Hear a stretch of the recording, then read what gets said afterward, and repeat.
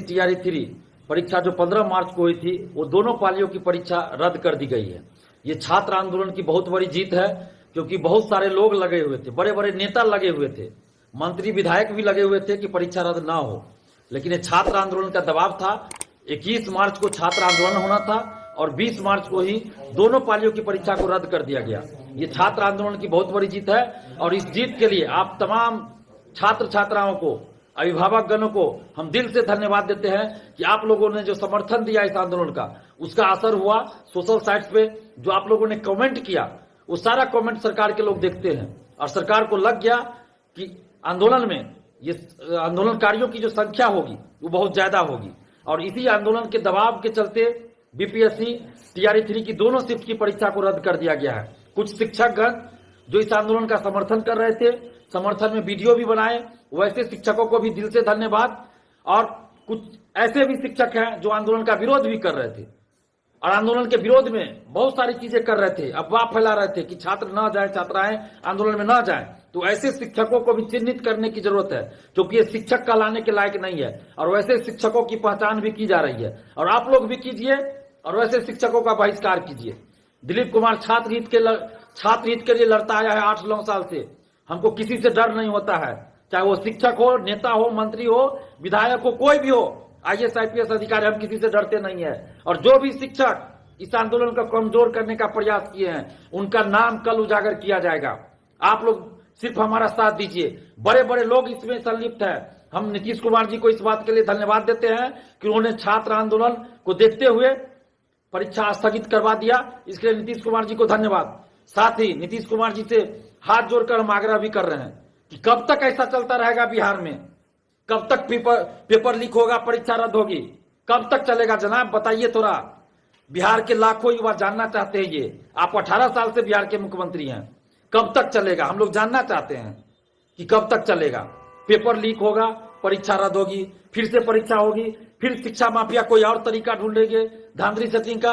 Paper leak नहीं कराएंगे तो अंदर से ओएमआर सीट रहेंगे, ओएमआर सीट नहीं रहेंगे तो मार्क्स बढ़ा देंगे पैसा लेकर। तो आखिर कब तक ये चलता रहेगा?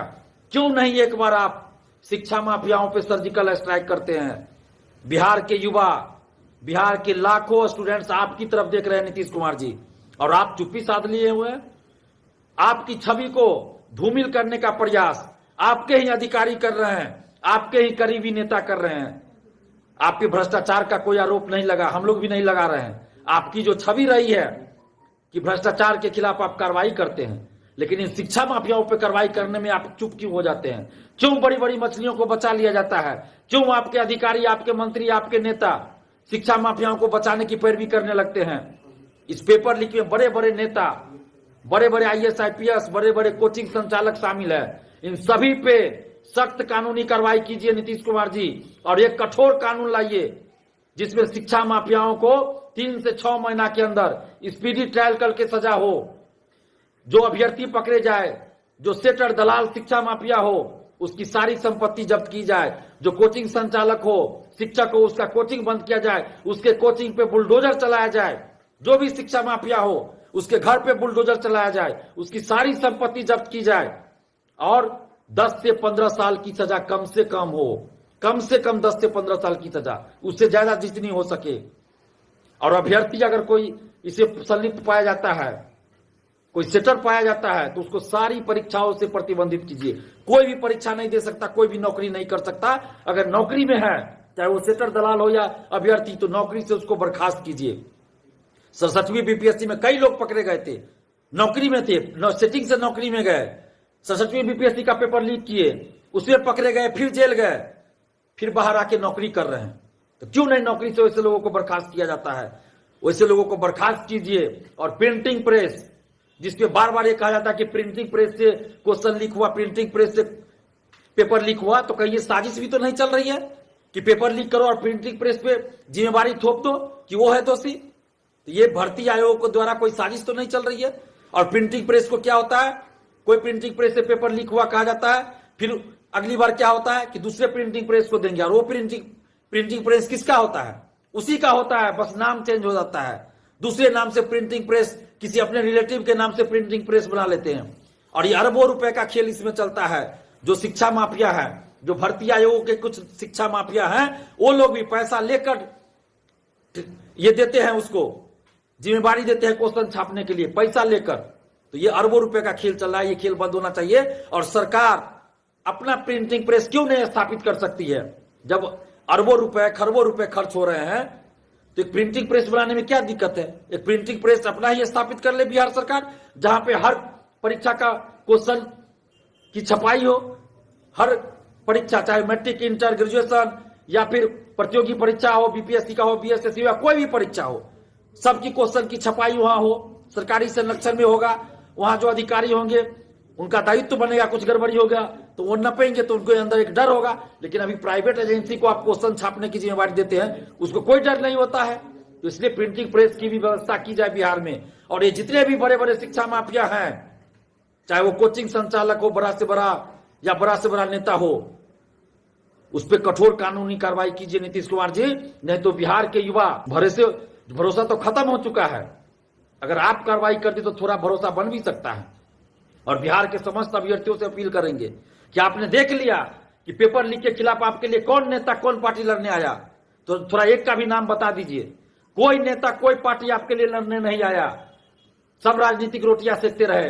विपक्ष में रहते हैं तो बड़ी बड़ी बात, सरकार में आए तो भूल जाते हैं। सबका यही हाल है, चोर चोर मौसेरे भाई वाली बात है। तो आप किसको वोट दीजिएगा, हमको जरा बता दीजिए।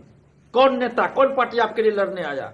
जब आपके लिए कोई नेता कोई पार्टी लड़ने नहीं आया तो आप किसी को वोट क्यों दीजिएगा? नोटा बटन दबाइए, नोटा बटन दबाइए। या आप में से कोई अभ्यर्थी चुनाव लड़ना चाहे, लड़िए चुनाव, हम लोग आपके लिए प्रचार करेंगे। आप लड़िए चुनाव, हम लोग प्रचार करेंगे आपके लिए। लेकिन आपकी छवि अच्छी होनी चाहिए, आप ईमानदार होंगे, आप संघर्षशील होंगे, हम लोग आपका साथ देंगे। जिनको भी इच्छा हो लड़िए इस लोकसभा चुनाव में, हम लोग आपका साथ देंगे। किसी नेता को किसी पार्टी को वोट देने से अच्छा है कि किसी छात्र को किसी छात्रा को हम वोट दे तो हमको लगेगा कि हमने किसी सही आदमी को वोट दिया। तो आप लोग को अब फैसला करना है, नोटा बटन दबाइए, नहीं तो खुद चुनाव में खड़ा हो जाए। मैं तो किसी पार्टी को किसी नेता को वोट देने नहीं जा रहा हूं, मैं नोटा बटन दबाऊंगा। हाँ, कोई युवा अगर हमारे क्षेत्र से खड़ा हो जाए जो ईमानदार हो तो मैं उसको जरूर वोट दूंगा, लेकिन किसी पार्टी वाले को वोट नहीं दूंगा। और ये जो आज जीत मिली है, ये छात्र आंदोलन और छात्र की एकजुटता की जीत है। इसके लिए आप सभी छात्र छात्राओं को दिल से धन्यवाद। बस आगे भी इस संघर्ष को जारी रखना है। और अभी ये लड़ाई खत्म नहीं हुई है। पेपर लीक में संलिप्त सभी लोगों को जब तक पकड़ा नहीं जाएगा ये लड़ाई खत्म नहीं होगी। क्योंकि एक परीक्षा का पेपर लीक नहीं होता है, हर परीक्षा का पेपर लीक हो रहा है। इसलिए बड़ी बड़ी मछलियों को भी पकड़वाना जरूरी है। तो आप लोगों के पास भी जो भी सूचना हो, जानकारी हो, आर्थिक अपराध इकाई को दीजिए या हमें बताइए, हम आर्थिक अपराध इकाई तक पहुंचाएंगे। और पिछले 3-4 दिन से हम लोग आर्थिक अपराध इकाई भी जा रहे थे, जो भी जानकारी थी, जो भी सबूत था वो दे रहे थे। पिछले 2 दिन से, कल और आज, हम लोग दिन भर भींग भींग कर जगह जगह जा रहे थे। वर्षा हो रही है पटना में, लेकिन संघर्ष रंग लाया। हम सभी का जो सम्मिलित संघर्ष था, सामूहिक प्रयास था, वो रंग लाया। और कुछ अभ्यर्थी हमारे साथ पिछले 3 दिन से थे। दिन भर हम लोग खाने का भी मौका नहीं मिल पाता था और हमारे चलते 3-4 और स्टूडेंट भूखे रह जाते थे दिन भर।